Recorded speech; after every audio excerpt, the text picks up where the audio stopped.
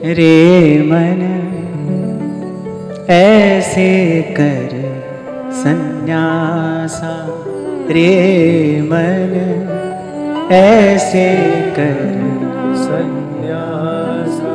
युग पुरुष श्री गुरु गोविंद सिंह जी महाराज की वाणी है। कह रहे रे मन ऐसे कर सन्यासा। पहले तो कह रहे हैं सन्यास कौन ले, सन्यास्त कौन हो सन्यासी, अपने मन से कह रहे रे मन ऐसे कर सन्यासा। कल ये बात मैंने आपको निवेदन की थी कि बाहर की दौड़ भाग में अपनी जीवनी शक्ति का अपव्यय न करना, उसका कोई लाभ नहीं है। आपको बहुत समय पहले एक उदाहरण मैंने दिया था कि कोई साइकिल पर चढ़कर यहां से वहां जाए तो भी इसी संसार में उसने अपनी यात्रा आरंभ की, इसी संसार में यात्रा पूरी हुई। रेल में जाए, गाड़ी में जाए, जहाज में क्यों ना चला जाए, पर वो जो बिंदु अ और ब है, the point A and the point B, वो पॉइंट ए भी इसी संसार में है, पॉइंट बी भी इसी संसार में है। यात्रा आपने किसी भी माध्यम से की हो, पर वो यात्रा, संसार की यात्रा संसार में ही आरंभ हुई और उसका विश्राम भी संसार में ही हुआ। बस ऐसे ही जब तक आपकी दौड़ बाहर की तरफ है तब तक आप शुरुआत भी यहीं से करेंगे, घूम फिर कर आएंगे भी आप वहीं पे। आध्यात्मिक उन्नति के लिए, आत्मिक उन्नति के लिए आपको भीतर उतरना होगा, भीतर जाना होगा। जिस भी संत महापुरुष ने कुछ अनुभव पाया है, अनुभव पाते ही फिर उसने उसका उपदेश अपने मन को दिया है। रे मन श्री हरिवंश भज, जो चाहत विश्राम।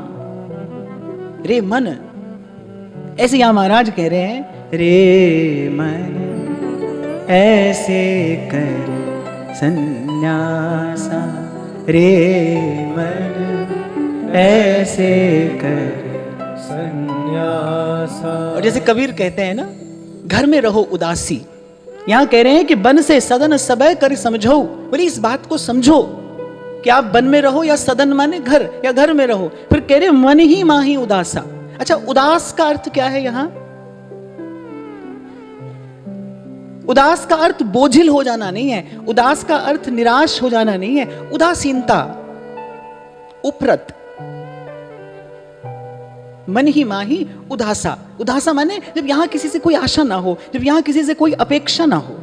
मन ही माही उदासा, बोले कहीं भी रहो, संसार की आशा त्याग कर यदि घर में भी रहते हो तो भी सन्यासी हो। सबसे पहले तो सन्यासी का अर्थ समझ लेना चाहिए भगवान के शब्दों में। भगवान श्री गीता जी में कह रहे हैं गेयः सनित्य सन्यासी यो न द्वेष्टि न कांक्षति। ईमानदारी से बताओ, जैसे हम सन्यासी कहते हैं, हमारी आंख के आगे क्या आता है? ऐसा आता है ना कि कोई वस्त्र ओढ़े, एक विशेष प्रकार की छवि हमारी आंख में आ जाती, क्योंकि हमने आज तक उसी को सन्यासी समझा है।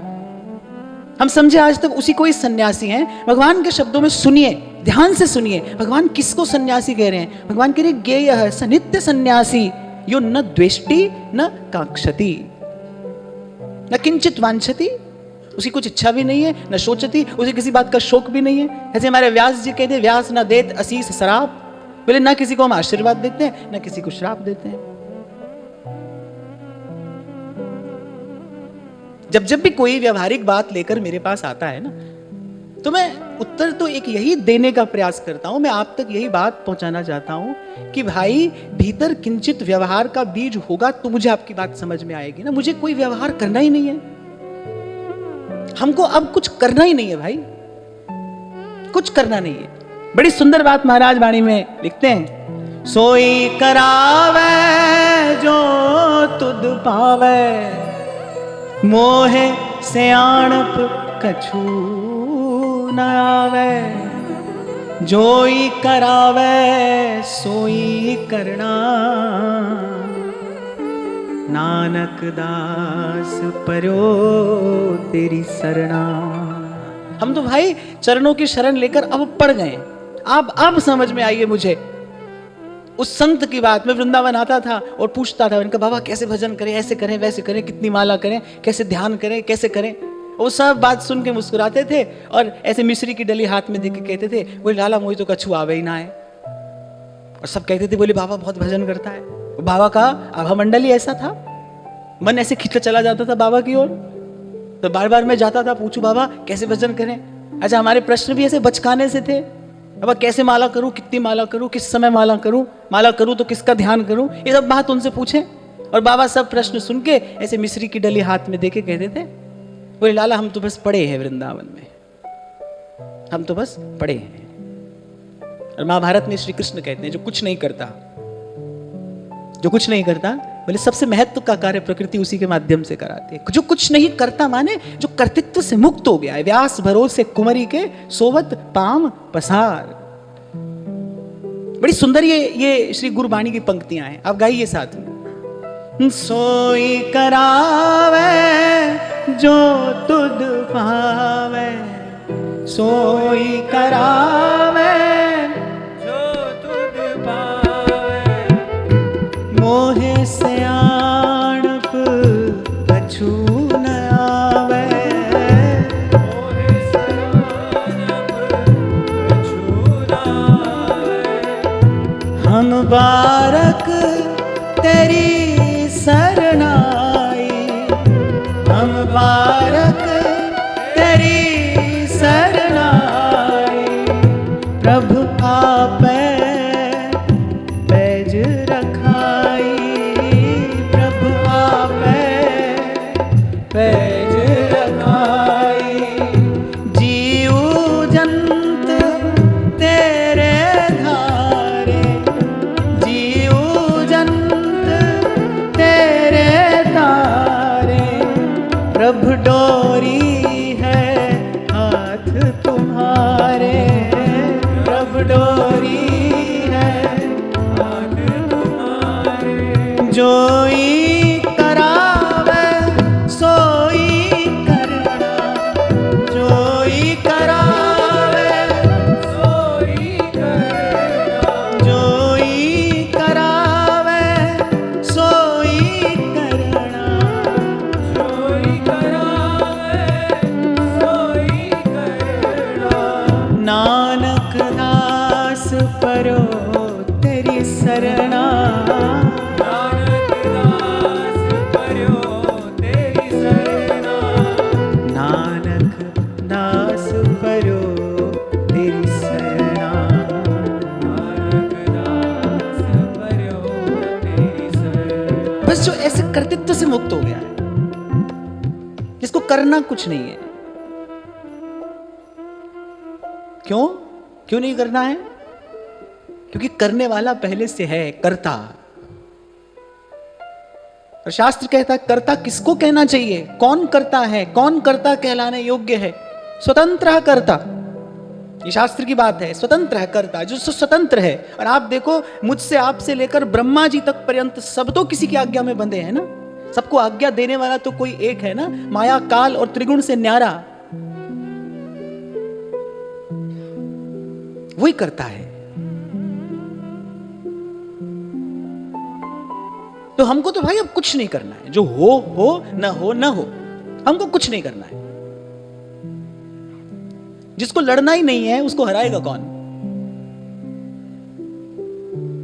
और कहते हैं महापुरुषों का ऐसा कहना है, अनुभव है, जब गुरुजनों की कृपा से जब चेतना पहुंच जाती है किसी ऐसे धरातल पर, अनुभव हो जाता है उस वास्तविक कर्ता का, कि बस उसी क्षण इस अनुभव के साथ ही जीव कर्म के बंधन से मुक्त हो जाता है। वो महापुरुष रहते हैं संसार में, भगवत इच्छा से रहते हैं,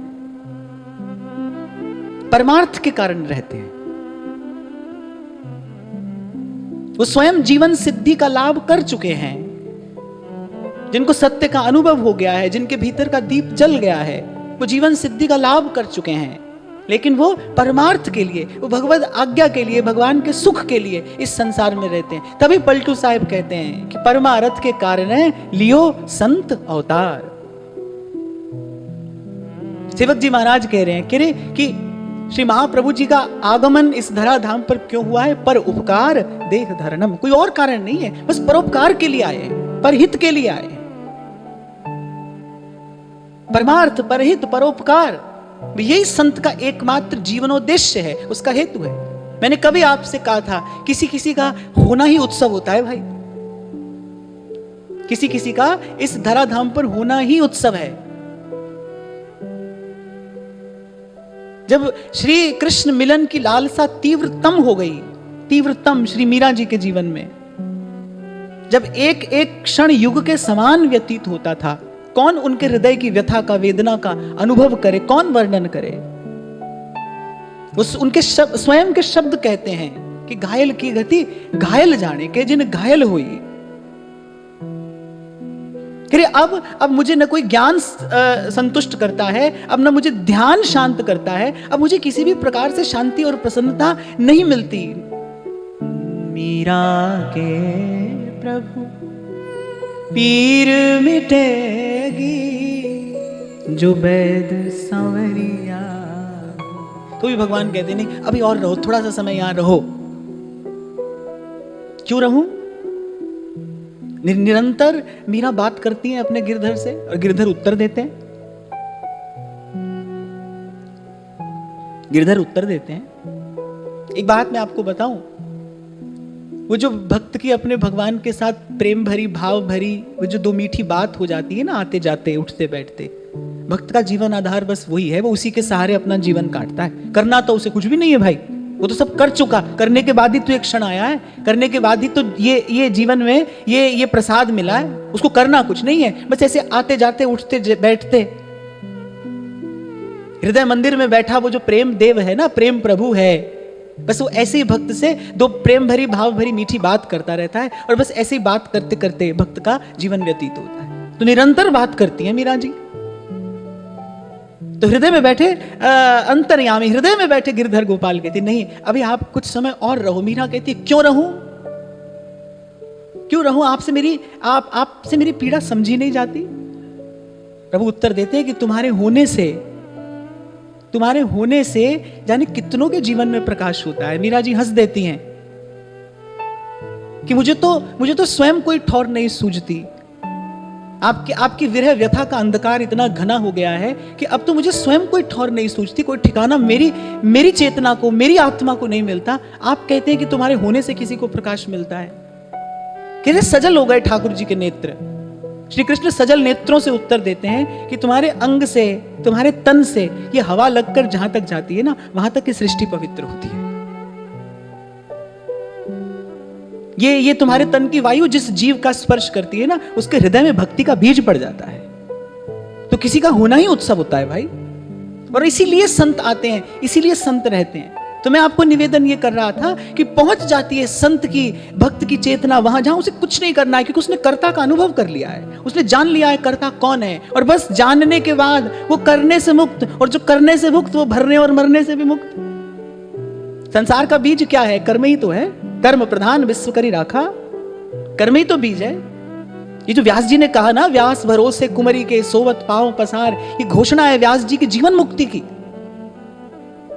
वो जो कबीर कह रहे, कबीरा जीते भेटिए मुए मिले न राम, जो जीते जी मिल लिया है, ये उसकी घोषणा है, उसके शब्द हैं। सोवत पांव पसार व्यास भरोसे कुमरी के, काहू के बल भजन को काहू को आचार। बोले हमको कुछ नहीं करना है भाई।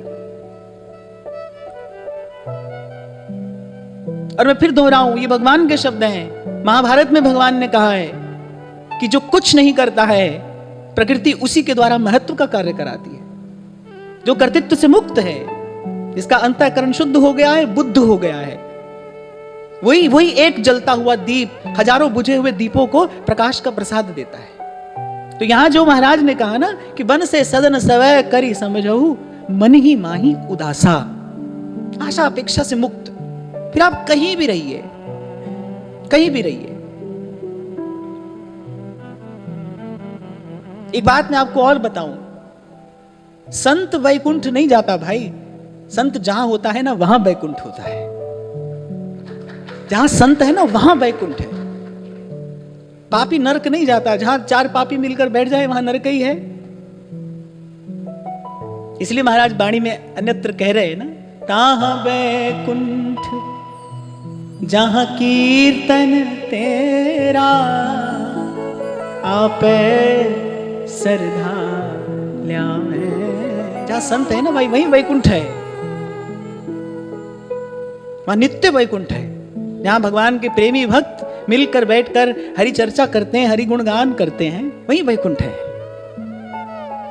पहले दिन भी मैंने आपको निवेदन किया, भजन तो आपको करना है, लेकिन भजन करने की प्रेरणा, भजन करने का प्रोत्साहन, भजन करने का उत्साह और इस विषम संसार में रहने का, अपने धर्म पर, अपने सिद्धांत पर बने रहने का धैर्य जो है वो संतों की संगति से मिलता है। संतों के पास जाकर बैठोगे तो मिलेगा। संत गुरुजनों की कृपा, उनके शुभ संकल्प, उनकी पवित्र वाणी भजन कराती है जीव से। जीव भजन करता नहीं है, संतों की वाणी कराती है। इसलिए यहां संत कह रहे हैं, सोई कराई जो तुद पावे, मोहे से आणप कछु नया। तो विधि दे रहे हैं सन्यासी की, और मैंने कहा सन्यासी की पहले परिभाषा समझ लेना।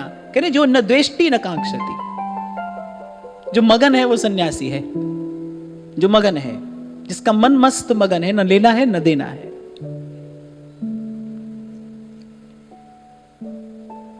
देखो, यदि इस विषम विषैले प्रतिकूलता से भरे संसार में रहकर आपको अपने भजन भाव की रक्षा करनी है, यदि आप चाहते हैं कि हमारा भजन भाव बना रहे, बढ़ता रहे, यदि आप चाहते हैं कि आपकी अंतर मन की शुद्धता बनी रहे, क्योंकि मैंने आपको पूर्व भी शायद कहा था कि भजन के लिए मन बन जाए ये एक बात है, बना रहे ये दूसरी बात है। यदि आप चाहते हैं कि भजन के लिए मन बना रहे, भजन में मन लगा रहे, फिर तो एक बात ध्यान रखना भाई, रहना लक्ष्मण रेखा के भीतर ही पड़ेगा। भजन कुंडलिया लीला में श्री ध्रुवदास जी महाराज जब अंतिम कुंडलिया कहते हैं ना, तो कहते हैं पग बाहर जिन देहु। कह रहे ये जो एक रेखा खींच दी है गुरुजनों ने, आचार्यों ने, बोले इसी रेखा के बीच में रहना, क्योंकि लक्ष्मण रेखा को पार करते ही तो फिर एक कवि लिखता है, एक कवि लिखता है कि एक अवधि कटी रोते रोते। कितने अश्रु बहाए श्री जानकी जी ने। एक कवि लिखता है कि एक अवधि कटी रोते रोते, कितना सुदीर्घ वनवास सहा, एक अवधि कटी रोते रोते, तब जाकर बात समझ आई, सोने के हिरन नहीं होते। तब समझ में आया कि जिस सुख के भ्रम में जीव भूला भूला भटक रहा है, आज इससे कल उससे सुख की आशा लगाए बैठा है, कभी जाकर ये बात समझ में आती है कि भाई सोने का हिरण नहीं होता, इस संसार में सुख नहीं होता, इस संसार से सुख नहीं होता। और दुख की बात यह है, विडंबना यह है कि जीवन खत्म होता है तो जीने का ढंग आता है।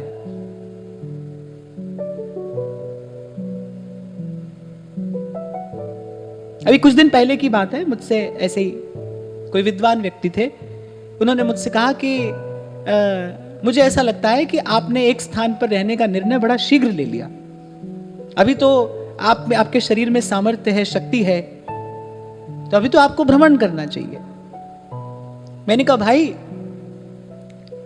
सब शास्त्रों की, पुराणों की, भक्तों की, संतों की, बुद्धजनों की, विद्वानों की एक आज्ञा है, एक आज्ञा मैं सरल शब्दों में कह देता हूं, श्री गुरु चरण सरोज रज निज मन मुकुर सुधार। कि भाई मन का दर्पण तो गुरु के पद चिन्हों का अनुसरण करने से शुद्ध होता है।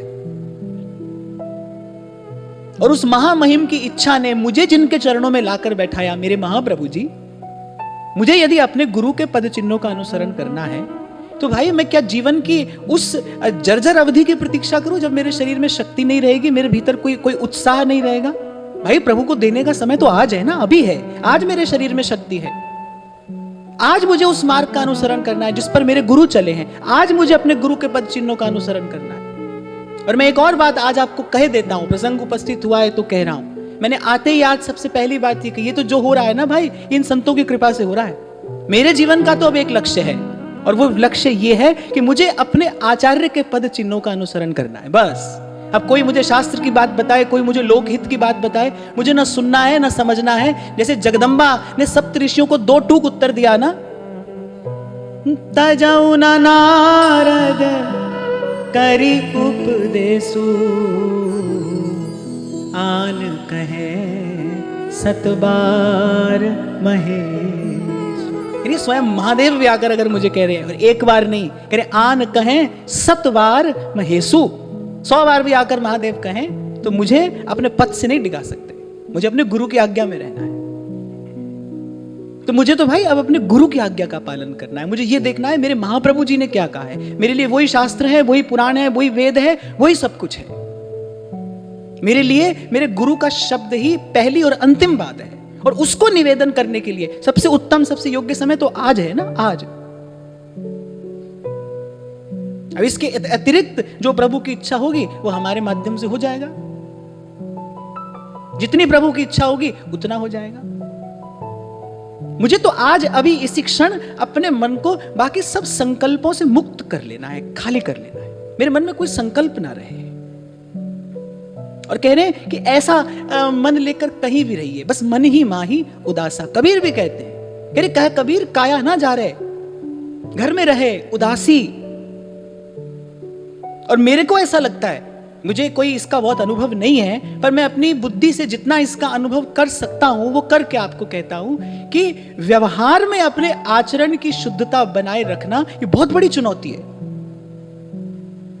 आप छोड़ छाड़ कर सब एक और आकर बैठ गए, बात दूसरी है, पर संसार में व्यवहार में रहते हुए आपको झूठ नहीं बोलना है, आपको मिथ्या भाषण नहीं कहना है, आपको किसी को कठोर वचन नहीं कहना है। ये जो सब परीक्षा होगी ना, ये तो व्यवहार में होगी, जब आप व्यवहार में रहेंगे। इसलिए मैं समझता हूं कि जो संसार में व्यवहार में रहते हुए अपने आचरण को शुद्ध बनाए रखने का प्रयास कर रहा है ना, वो ज्यादा आध्यात्मिक व्यक्ति है। उसके पास आध्यात्मिक शक्ति अधिक है, उसका आध्यात्मिक बल अधिक है। और फिर संतों ने राग द्वेष से मुक्त होने की विधि भी यही बताई है। ऐसे ऐसे महापुरुष कह रहे हैं, रे मन ऐसे कर संन्यास।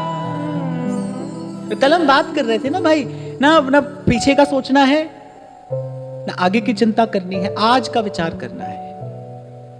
आपको पहले शायद कभी मैंने कहा था, महाराज जी ने एक बड़ी सुंदर बात कही थी कि भाई बस आज भजन हो जाए प्रभु आपकी कृपा से, और आज जो भजन हुआ है उसकी कृपा से कल हो जाए, बस इससे ज्यादा नहीं सोचना है अपने को। और मैं आपको बताऊं, आज तक मैंने जितने सूत्र, जितने फार्मूले महाराज जी से सीखे समझे, उसमें सबसे काम का ये है, उसमें सबसे ज्यादा काम का सूत्र है ये। और ज्यादा मत सोचिए, क्योंकि मैंने एक साधक के रूप में इस बात का किंचित अनुभव किया कि मिथ्या के चिंतन में ही तो हम अपनी सारी शक्ति का अपव्यय करते हैं। मिथ्या चिंतन में या तो भूत का शोक रहता है या भविष्य की चिंता रहती है। और वहां संत कहने, तजी स्यानप चिंत विसारी। बोले ये भविष्य की चिंता करने की चतुराई छोड़, तेरे मन कुछ और है, करता के कुछ और। तू ये ना समझ तेरे करने से कुछ होगा, जो होना है वो पहले नियत हो चुका है, वो पहले नियत हो चुका है। देखो मैंने पहले कभी आपको कहा था, या तो कर्म के अधीन रहो या धर्म के अधीन रहो। कर्म के अधीन रहोगे तो भी जो होना है वो पहले से निश्चित हो चुका है, क्योंकि जो कर्म आप करके आए हो, जो प्रारब्ध आप लेकर आए हो, जो संस्कार आप लेकर आए हो, वो आपको उसी प्रकार के कर्म की ओर आगे धकेल देगा। और धर्म की शरण में रहोगे, प्रभु की शरण में रहोगे, फिर वैसे भी किसी प्रकार की कोई चिंता करने की आवश्यकता नहीं है। करे भरोसा राम का, निर्भय होके सोए, अनहोनी होनी नहीं और होनी हो सो होए। किसी भी प्रकार से चिंता का कोई कारण नहीं है। तो शोक और चिंता में व्यक्ति अपनी शक्ति का अपव्यय ही तो करता है, खाली हो जाता है भीतर से। आपके शब्दों में कहूं तो drained, dehydrated. What is depression? This is emotional dehydration. शुष्क हो गया व्यक्ति, रूखा सूखा शुष्क।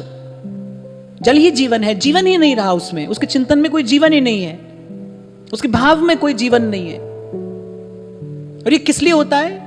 जो लोग ऐसी व्यर्थ का सोचते हैं।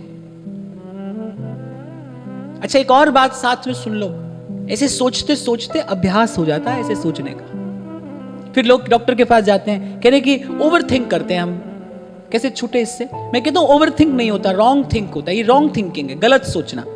अधिक सोचना नहीं है, अधिक सोचना गलत सोचना है। और गलत का एक ही समाधान है, ठीक सोचिए। और ठीक सोचना क्या है? अब कोई पूछेगा भाई गलत सोचना ये है, तो फिर ठीक सोचना क्या है? ठीक सोचना तो एक ही है, सांस सांस सिमरै गोविंद, मन अंतर की उतरे चिंत। सांस सांस सिमरै गोविंद, मन अंतर की उतरे चिंत। फिर आगे कहते हैं, जत की जटा जोग को मंजन, नेम के नखन बढ़ा। एक पंक्ति में क्या अद्भुत सिद्धांत महाराज कह रहे। अरे जत की जटा, जटा बढ़ानी है, बोले सर पर केश की जटा नहीं बढ़ानी है। अरे जत की जटा, जत माने जतन, जतन माने प्रयास। अरे ये जटा बढ़ाइए, जत की जटा। कल आपको मैं कह रहा था भाई, जीते जागते मनुष्य हो, प्रयास कर सकते हो आप। भजन के लिए किया जाने वाला प्रयास ही पुरुषार्थ है। कोई ना कहे ये बात कि भाई हम नहीं कर सकते। महाप्रभु कह रहे हैं ना, तू बालक नहीं, अरे भरे हो सयानप। अरे काहे कृष्ण भजत नहीं नीके। एक नीके शब्द और कहा है महाप्रभु जी, नीके माने भली प्रकार से। अरे तू बालक नहीं, भरे हो सयानप। भजन करने के लिए जितनी योग्यता चाहिए वो तुझे सब प्रभु ने देकर भेजा है। काहे कृष्ण भजत नहीं नीके। अरे 2 माला से आरंभ करो, लेकिन आपका यत्न बढ़े ईमानदारी से। एक बात तो मैं पहले यहां ये कहूं, मन लग रहा है नहीं लग रहा, कब मिलेंगे हमको प्रभु, मिलेंगे नहीं मिलेंगे, सब छोड़कर एक बार सारा ध्यान आप अपने प्रयास पर केंद्रित करिए, भजन पर। 2 माला की है आज, तो कल 3 करनी है, परसों 4 करनी है। ये बात छोड़कर कि मन लग रहा है कि नहीं लग रहा, मन कितना घूम रहा है, कितना दौड़ रहा है ना। प्रयास करेंगे कि भाई आज से मिथ्या भाषण नहीं करेंगे। यत्न करेंगे कि हमारे मुख से किसी के लिए कठोर वचन न निकले। हम प्रयास करेंगे कि हम अपने प्रति किए गए किसी के अपराध को क्षमा कर देंगे। हम प्रयास करेंगे। और देखो भाई, ये संसार काजल की कोठरी भी है और कांटों की झाड़ी भी है। कबीर कहते हैं ना, ये संसार कांटों की झाड़ी, उलझ उलझ मर जाना है, और मन की चदरिया बड़ी झीनी है। तभी कहते हैं कबीर, दास कबीर जतन से ओढ़ी, दास कबीर जतन से ओढ़ी, जो की त्यों धर दीनी चदरिया, झीनी रे झीनी चदरिया, राम नाम रस भीनी चदरिया, झीनी रे झीनी।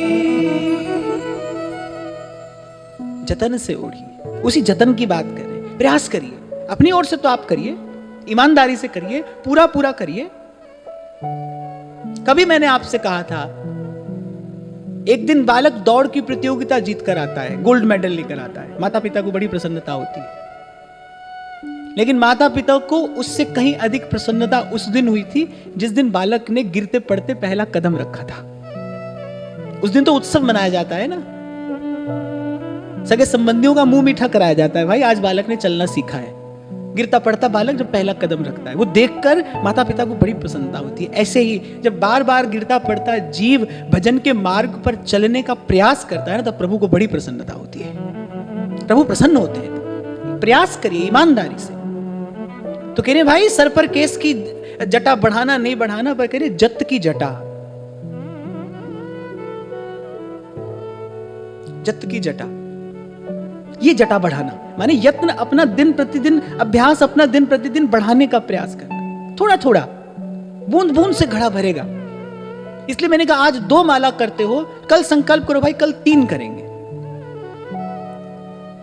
पर होता क्या है, मैं प्राय करके लोगों के जीवन में क्या देखता हूं कि वो बिल्कुल हवाई जहाज की गति से चलना चाहते हैं। आज दीक्षा हुई, बस यहीं से सोचा कल से 6 घंटा भजन करेंगे, अब बस भजन करेंगे, अब और कुछ नहीं करेंगे। वो 2-4 दिन में सब क्या होता है, सब अपनी जगह पर वहीं वापस।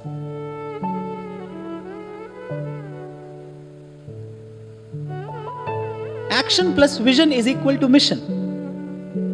अपनी सामर्थ्य को देखकर, स्वीकार करके, अपनी सामर्थ्य के अनुरूप अपना लक्ष्य नियत करना चाहिए। थोड़ा थोड़ा करते हुए तो कह रहे जत की जटा, और फिर कह रहे जोग को मंजन। जोग को मंजन, मंजन माने स्नान, मार्जन, स्नान। ये किससे करना है? कह रहे योग से। अब आपके मेरे लिए योग क्या है? आपके मेरे लिए योग है श्रवण कथन सुमिरन परतीति। ज्ञानी के लिए ज्ञान योग है, ध्यानी के लिए ध्यान योग है। आपके मेरे लिए क्या है? आपके मेरे लिए भक्ति का योग है। और भक्ति योग में सबसे पहले क्या है? श्रवणम कीर्तनम विष्णु स्मरणम पाद सेवनम अर्चनम वंदनम दास्यम सख्यम आत्मनिवेदनम। आपके मेरे लिए योग है प्रथम भक्ति संतन करी संगा, दूजी रति मम कथा प्रसंग। हमारे लिए यही योग है। कह रहे नित्य प्रति इस योग से मंजन करना, हरि की कथा सुनना, सुनाना, हरि का गुण गाना, गवाना। राधा वल्लभ के गुण गाए लियो, राधा वल्लभ के गुण गाए लियो। इहि विधि महा प्रसाद ही पावत, इहि विधि महा प्रसाद ही पावत। सहचरी व्यास कहाए लियो, राधा वल्लभ के गुण गाए लियो, राधा वल्लभ के गुण गाए लियो। ऐसे ही हरि का गुण गाते सुनते, नाम जपते, नाम रटते, प्रभु की लीला कथा सुनते सुनाते, श्री जी के चरणों की सेवा परिचर्या करते करते, करिए ये जोग का मंजन भी नित्य होता रहे। जत की जटा जोग को मंजन। दो बात, एक तो एक साधक हैं हम, इसीलिए हमारा ये जीवन व्रतो भाई थोड़ा थोड़ा अपना अभ्यास बढ़ाएंगे, थोड़ा थोड़ा अपना भजन बढ़ाने की चेष्टा करेंगे। हम ऊंची छलांग नहीं लगा सकते हैं तो क्या हुआ, एक एक कदम आगे बढ़ाएंगे थोड़ा थोड़ा करके।